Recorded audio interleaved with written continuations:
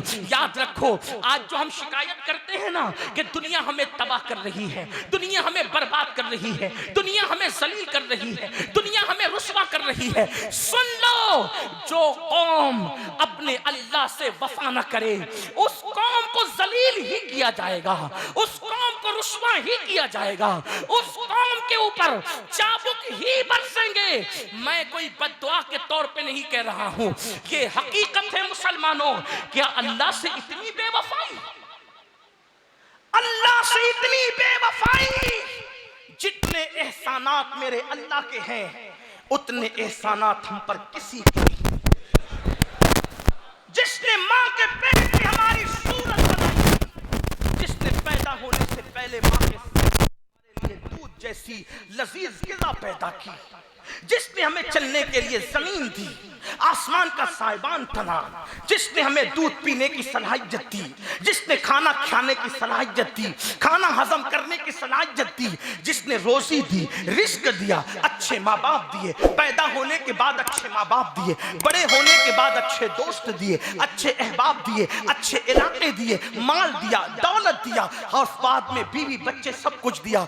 जिस मौला का बाल बाल परेशान है, सांस सांस परेशान है, उस मौला के लिए एक मुसलमान 10 मिनट का वक्त नमाज के लिए नहीं निकाल सकता। और फिर कहते हो मौलाना हम जलील हो रहे हैं। याद रखना, जो कौम खुदा से बेवफाई करे उस कौम को इज्जत के साथ जमीन पे जीने का हक नहीं। और बरेली वालों, इत्र कुर्ब जवार से आने वालों, मैं तुम्हें कह देना चाहता हूं, अगर आज मुसलमानों ने होश के नाखून न लिए तो आने वाले हुक्मरान इससे ज्यादा जालिम होंगे, आने वाली कौमें इससे ज्यादा तुम पे जुल्म करेगी, इससे ज्यादा तुम पे ज्यादती करेगी, तुम अगलों का जुल्म भूल जाओगे।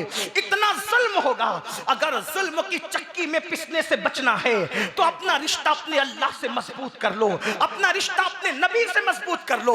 मुझे बताओ, 10 मिनट का टाइम खुदा के लिए नहीं दे सकते, अल्लाह के लिए नहीं दे सकते, और फिर कहते हैं आशिक़ रसूल है। अरे आशिकाने रसूल तो जान दे देते हैं। इमाम हुसैन ने बताया, बेटा कीमती नहीं, खुदा की मोहब्बत कीमती है, भतीजा कीमती नहीं, खुदा की मोहब्बत कीमती है, घर कीमती नहीं, खुदा की मोहब्बत कीमती है, हत्ता के जान भी कीमती नहीं, खुदा की मोहब्बत कीमती है। तुम कैसे हुसैनी हो? हुसैन तो खुदा की मोहब्बत में जान भी दे रहे हैं, और हम 10 मिनट की नींद कुर्बान नहीं करते, 10 मिनट का टाइम नहीं देते अल्लाह के लिए। निकलो, इस खौल से निकलो, इस कुएं से निकलो, इस दलदल से निकलो। हुसैनियों, सिर्फ शरबत और खिचड़े और कड़े और नाड़े वाले हुसैनी मत बनो, बल्कि करबला वाले हुसैनी बनो। क्या सिर्फ 10 दिन के रस्मी हुसैनी मत बनो, बल्कि किरदार के हुसैनी बनो। क्या मैं ये नहीं कहता कि खिचड़ा ना बनाओ, मैं ये नहीं कहता शरबत ना बनाओ, बनाओ, न्यास करो, बल्कि जो मना करता है हम उनसे कहते हैं, जब कुत्ते को पानी पिलाने पे जन्नत मिलती है तो इमाम हुसैन के नाम पे शरबत पिलाने पे जन्नत क्यों नहीं मिल सकती? लेकिन सुनियो, नमाजों को छोड़ करके कैसा हुसैनी, जिना के अड्डों पे जाने वाला कैसा हुसैनी, शराब के अड्डों पे जाने वाला कैसा हुसैनी। तो अर्ज ये कर रहा था कि लोग आज पापी हो गए, इसलिए घर में शरीफ बच्चे पैदा नहीं होते। मौला अली का तकवा देखो कि जिस कुएं में शराब पड़ जाए उसकी घास भी अपनी बकरी को खिलाना पसंद नहीं करते, और यहाँ तो लोग शराब के धंधे कर रहे हैं, नशा आवर चीजों के धंधे कर रहे हैं। और फिर दूसरी बात तवज्जो से सुनना, मौला अली फरमाते हैं, मैंने कस्तन, जानबूझकर, कस्तन यानी जानबूझकर कभी अपना सतर नहीं देखा। सतर समझते हैं, मैं इसको ज्यादा वाज़ेह नहीं कर सकता, हया के पर्दे में मौला अली कहते हैं, मैंने जानबूझ के कस्तन कभी अपना सतर नहीं देखा। तवज्जो चाहता हूं जवानों की खुसूसी तौर पर, हुसैन कैसे बनते हैं। फरमाते मैंने कभी जानबूझकर अपना सतर नहीं देखा। लोगों ने पूछा, मौला सतर देखना तो मजबूरी भी है और जरूरत भी है, फिर आपने सतर क्यों नहीं देखा कस्तन जानबूझ के? तो जवाब क्या देते हैं, फरमाते मुझे शर्म आती थी क्यों? क्योंकि जिन आंखों से मैं अल्लाह के रसूल को देखता हूँ, जिन आंखों से मैं मुस्तफा जाने रहमत को देखता हूँ, उन आंखों से मैं अपना सतर कैसे देख सकता? इस हया की वजह से मैंने जानबूझ के कभी अपना सतर नहीं देखा। अब मैं तुमसे पूछना चाहता हूँ, जब हमारे जलसों में ये तकरीर होती है कि कब्र में रसूलुल्लाह का दीदार होगा, क़यामत के दिन रसूलुल्लाह का दीदार होगा, तो लोग नारे लगाते हैं, झूमते हैं। नारे लगने भी चाहिए, झूमना भी चाहिए, लेकिन पूछता हूँ, जो लोग मौला अली कहते हैं, जिन आंखों से नबी को देखता था, उन आंखों से खुद का सतर देखने भी शर्म आती थी। अब मुझे बताओ, कब्र में रसूलुल्लाह का दीदार किन आंखों से करोगे? जिन आंखों से पिक्चर के पोस्टर देखते हो, उन आंखों से नबी का दीदार होगा। जिन आंखों से बिस्तरों पे नरम नरम गद्दों पे लेटकर गंदी फिल्में देखते हो, उन आंखों से नबी का दीदार करोगे। क्या मुंह लेकर नबी का दीदार करोगे? अल्लाहु अकबर, जरा अंदाजा तो करो, जरा गौर तो करो। जिन आंखों से फेसबुक पर बैठकर गंदी तस्वीरों को तकते हो, पूरी पूरी रात जिनके लिए गुजार देते हो, उन आंखों से रसूलुल्लाह का नापाक आंखों से, गंदी आंखों से रसूलुल्लाह का दीदार कैसे करोगे? याद रखना, हमने सिर्फ इस्लाम की बातें की है, हमने सिर्फ करबला वालों की बातें की है, हमने सिर्फ अल्लाह वालों की बातें की है, लेकिन हम दिल से कभी अल्लाह वालों के नक्शे कदम पर नहीं चले। तो बाप अली जैसा हो। कौन अली? अल्लाहु अकबर। मतलउल कमरैन में मेरे इमाम लिखते हैं, तो उसके मुर्तज़वी में उस्ताद ज़मन लिखते हैं, अली कौन अली, अली कौन अली। अब जरा सुनते जाएं, हुसैन का बाबा अली कौन अली, जरा सुनना, दिल के कानों से सुनना। बरेली वालों, मैं दोनों किताब बरेली की किताब के हवाले से पढ़ रहा हूँ, और भी किताबें पढ़ सकता हूँ, कंजुल ईमान का भी नाम ले सकता हूँ, लेकिन बात यह है, जिस शहर में बात कर रहा हूँ उसी शहर वालों का हवाला दे रहा हूँ। अली कौन अली? जो हुसैन का बाबा है, कौन अली?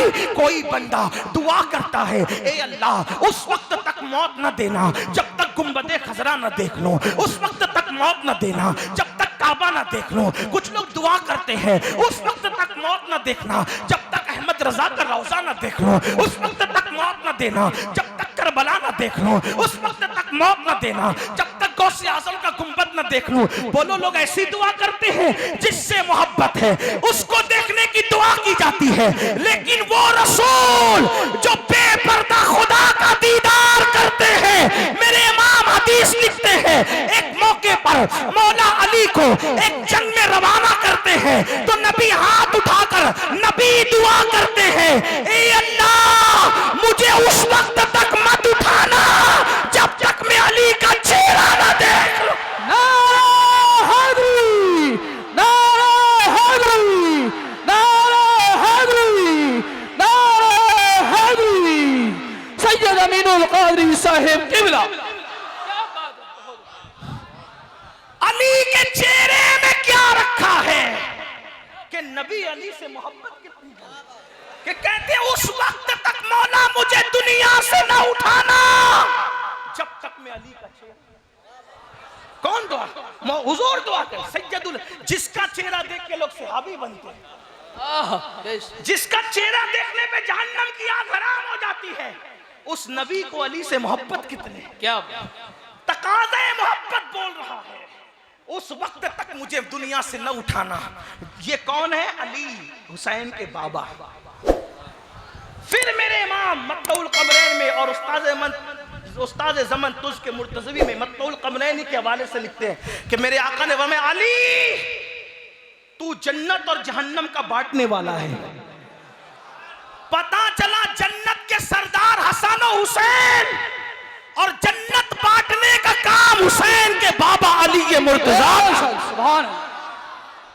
अली तो जन्नत और जहन्नम का बांटने वाला। मेरे इमाम मजीद लिख रहे हैं हदीस के हवाले से, अली हौज़े कौसर पर साक़िए हौज़े कौसर है, इसीलिए फरमाया साक़िए शीर और शरबत पे लाखों सलाम।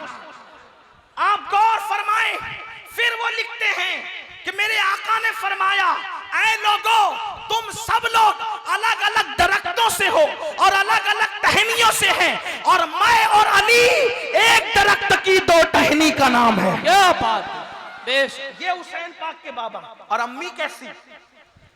वही अम्मी जिनका जिक्र चला था। अम्मी कैसी? जिसका आंचल न देखा महो महरम, जिसके सर के दुपट्टे को कभी चांद और सूरज ने नहीं देखा, वो इमाम आली मकाम की अम्मी। और तकवा कितना, परहेजगारी कितनी। अल्लाह अकबर। एक मर्तबा अल्लाह के रसूल सल्लल्लाहु अलैहि वसल्लम सफर से तशरीफ लाए और आने के बाद मेरे आका अलैहिस्सलातु व तस्लीम को किसी ने कहा, या रसूल अल्लाह, सैयदा फातिमा की तबीयत बहुत अलील है। फातिमा तो ज़हरा की तबीयत बहुत अलील है, वो बीमार है। मेरे आका अलैहिस्सलाम ने सारे काम छोड़े और तशरीफ ले गए सैयदा के यहाँ। दस्तक दी, अंदर से आवाज आई, कौन? फरमाया, बेटी मैं तुम्हारा बाबा मोहम्मद रूह फिदा सल्लल्लाहु अलैहि वसल्लम। बाबा आपके साथ कोई और भी है? फरमाया, हाँ मेरे एक सहाबी है। तो अर्ज़ की, बाबा आपको अंदर आने की इजाजत है, आपके सहाबी को अंदर आने की इजाजत नहीं है। कौन कह रहे? सैयदा फातिमा। बाबा मैं किसी गैरत की वजह से मना नहीं कर रही, मेरे पास एक ही चादर है जिससे सर छुपाती हूं तो पैर खुल जाते हैं, और पैर छुपाती हूं तो सर खुल जाता है। आप मेरे बाबा हैं, आपके सामने पैर खोल के आ सकती हूँ, लेकिन आपके सहाबी के सामने मैं पैर कैसे खोल सकती हूँ? तब मेरे आका अलैहिस्सलाम ने अपनी चादर उनकी तरफ दी और अपनी चादर बढ़ा करके फरमाया, अपने ये लो चादर और इससे पर्दा करो। आप अंदाज़ा फरमाएं, जो अपने पैर भी किसी अजनबी के सामने खोलना पसंद न करे, वो हुसैन पाक की अम्मी है। और कितनी मुत्तकी और पारसा ये खातून है। अल्लाह अकबर। आपने अपने वालिद के विसाल के बाद 6 महीने तक मुसलसल आंसू बहाए, एक लम्हे के लिए भी सैयदा फातिमा के आंसू खुश्क नहीं हुए।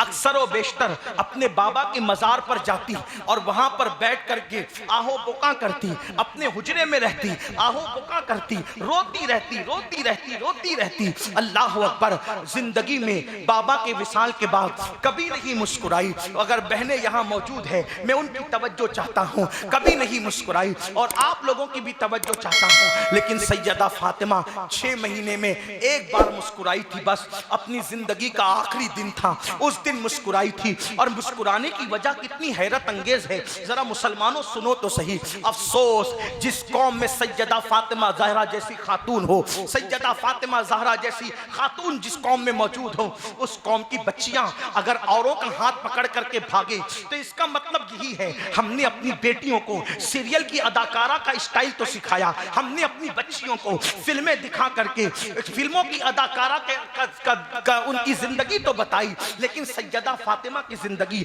हमने अपनी बच्चियों को कभी नहीं पढ़ाई। आज लोग चिल्ला रहे हैं, बच्चियां भाग रही हैं, आज लोग चिल्ला रहे हैं, बच्चियां दूसरों का हाथ पकड़ के भाग रही है। मैं कहता हूं, ऐ मुस्लिम कौम, अगर तुम्हारी गैरत जिंदा है और अपनी भागती हुई बच्चियों को बचाना है, तो अपनी बच्चियों को फिल्मी अदाकारा ना दिखाओ, अपनी बच्चियों को सीरियल की अदाकारा ना दिखाओ, बल्कि उनको सैयदा फातिमा की जिंदगी बता दो, सैयदा फातिमा की जिंदगी पढ़ा दो, उन्हें सैयदा फातिमा की जिंदगी का आदी बना दो। और बच्चियों को बताओ कि फिल्मी अंदाज में कपड़े पहनकर तुम्हें इज्जत नहीं मिलने वाली, अगर तुम्हें इज्जत मिलेगी तो सैयदा फातिमा की तरह लिबास पहनने में इज्जत मिलेगी। दुपट्टों को मफलर बना करके अगर कौम की बच्चियां घूमेगी तो उनको इज्जत नहीं मिलेगी, अगर इज्जत मिलेगी तो सैयदा फातिमा के नक्शे कदम पर चलते हुए मिलेगी। अंदाजा तो करें, बाबा के विसाल के बाद 6 महीने तक कभी नहीं मुस्कुराई, लेकिन एक दिन मुस्कुराई। और मुस्कुराने की वजह क्या थी, जरा तवज्जो करना। एक मर्तबा हजरत सैयदा अल्लाह अकबर अस्मा बिनते उमैस से कहा, ऐ बिनते उमैस, मैं फिक्रमंद हूँ, मुझे फिक्र है। बल्कि अस्मा बिनते उमैस ने पूछा था, सैयदा पाक कुछ दिन से मैं आपको बहुत मुतफक्किर देख रही हूँ, बहुत फिक्र में देख रही हूँ, सैयदा पाक आप फिक्र किस बात की करती हैं, आपको फिक्र किस चीज की है? तो सैयदा फातिमा ने फरमाया, अस्मा मुझे एक बात की फिक्र सता रही है, बाबा ने जिस वक्त के लिए कहा था मुलाकात के लिए, अब मुलाकात का वो वक्त आना चाहता है, मुलाकात का वो वक्त करीब आ रहा है, और अनकरीब मैं दुनिया छोड़ करके अपने बाबा के पास चली जाऊंगी, अपने बाबा से मुलाकात कर लूंगी। लेकिन ऐ अस्मा, मुझे एक फिक्र हो रही है कि जिंदगी में मेरे बालों को किसी ने नहीं देखा, जिंदगी में मेरे दुपट्टे को किसी ने नहीं देखा, जिंदगी में मेरे कपड़ों को किसी ने नहीं देखा, मेरे जिस्म को किसी ने नहीं देखा। ऐ अस्मा, जब मेरा इंतकाल हो जाएगा तो मदीने वालों का तरीका यह है कि वो घाट पर चारपाई पर मैयत को डाल करके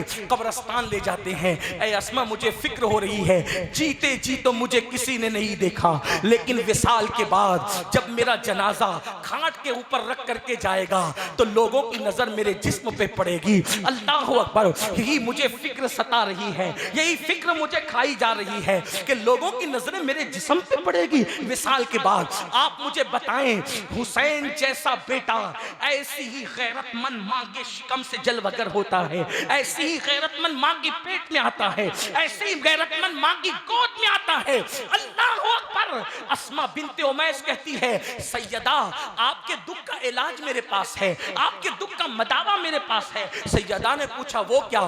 फरमाया कि मैं हबशा गई थी तो मैंने वहां मैयत होते वक्त ये देखा कि हबशा वाले जब अपना जनाजा लेकर जाते हैं तो खाट पे मैयत को ऐसे खुले खुले नहीं ले जाते, बल्कि खाट के ऊपर 4 टहनी लगा देते हैं और टहनी को टहनी से बांध देते हैं और ऊपर कपड़ा डाल देते हैं तो वो डोली बन जाता है। इस तरीके से मैयत बाहर से नजर नहीं आती। अगर आप कहें तो मैं ऐसी डोली आपको बनाकर बताऊं तो हजरत अस्मा बिनते उमैस ने 4 पाई मंगाया और उसके ऊपर खुजर की 4 टहनियां डाली और एक दूसरे से बांध दिया और उसके बाद एक चादर उस पर डाल दी। जब चादर डाल करके डोली बन गई तो कहा बीबी देखो, जब चादर डाल दी जाएगी तो इसमें से जिस्म नजर नहीं आएगा। तो अपना जनाजा देखकर सैयदा मुस्कुरा पड़ी और कहने लगी, अल्लाह का शुक्र है कि दुनिया से जाते हुए भी मेरी हया का इंतजाम हो गया। ऐसी माँ थी सैयदा फातिमा, ये शान की माँ थी सैयदा फातिमा। मेरे आका अलैहिस्सलाम के प्यारे दीवानों, आज हाल लोगों का ये है, बचा कुचा फकीरों को देते हैं, बचा कुचा फकीरों को देते हैं, बचा कुचा भीख में देते हैं। यही तो है, खाना झूठा बच जाए फकीरों को दे दो, कपड़े पहनने के काबिल न हो फकीरों को दे दो, यही तो होता है।